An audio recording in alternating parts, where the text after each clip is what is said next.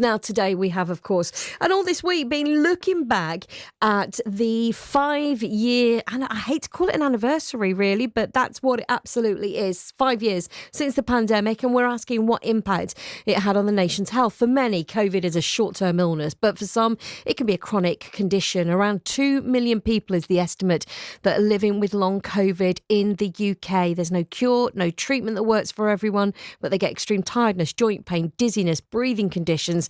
And to make matters worse, the number of NHS clinics for people living with long COVID has more than halved. We're going to talk to Oonagh Cousins, who was a Team GB rower selected to take part in the 2020 Olympics, but by the time they took place after being delayed for a year, she contracted long COVID and had to retire from the sport. She's now an ambassador for the charity Long COVID Support and joins me now. Oonagh, good morning to you. Thanks for joining us.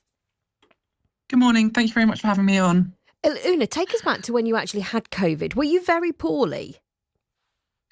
No, so it was March 2020, right at the beginning of the pandemic, and I thought it had a mild cold. I wasn't. My initial infection was very mild, and I told my coach I just need a few days off from training in order to recover, and I just basically never got better. It ended up developing into quite serious long COVID.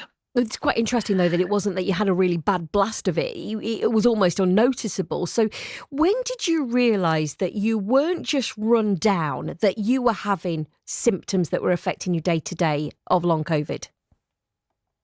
So it did take me a while to really reckon with it. Like, I kept telling my coach, again, because the initial infection was so mild, I don't think I could really understand that I wasn't getting better. So I kept saying, I'm getting better, I need a few more weeks, So that went on for a few months. And then October or September 2020, the rowing team was returning to the National Training Centre after the first lockdown. And I tried to string a few training sessions together in order to get back.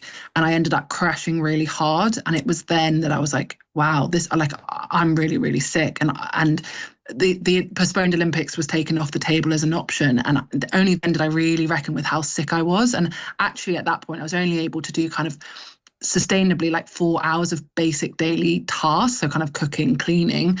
And I think it goes to show like how much denial I was in initially, because I was trying to train through being that sick. But yeah, I just couldn't wrap my head around it for quite a few months. And then from that point onwards, I stopped training, but I also kind of rested, I call it aggressive rest. I basically took it a whole year off in order to recover.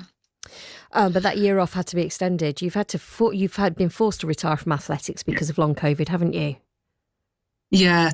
So after a year, I started to slowly return to training, and I actually managed to string a whole year of training together, like a rehab year.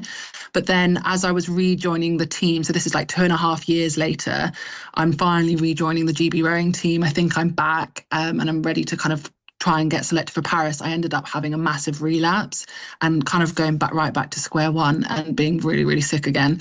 And then, so that was the end of 2022. And I've kind of been slowly recovering since then, but I'm still sick. I still can't work full time. I can't do any physical activity. I'm still managing symptoms on a daily basis. So you mentioned there that back in 2021 you were only able to do like 4 hours a day of basic tasks, cooking, cleaning, that kind of stuff. Is that still the same? No, so I have made some recovery. That was when I was kind of at my most sick and kind of post relapse, and I spent multiple months like that ill. So yeah, like obviously not able to train, but also unable to kind of do any like participate in normal life. I have fortunately improved since then, but I'm still sick. And you now study and fundraise for long COVID. How can government help with this?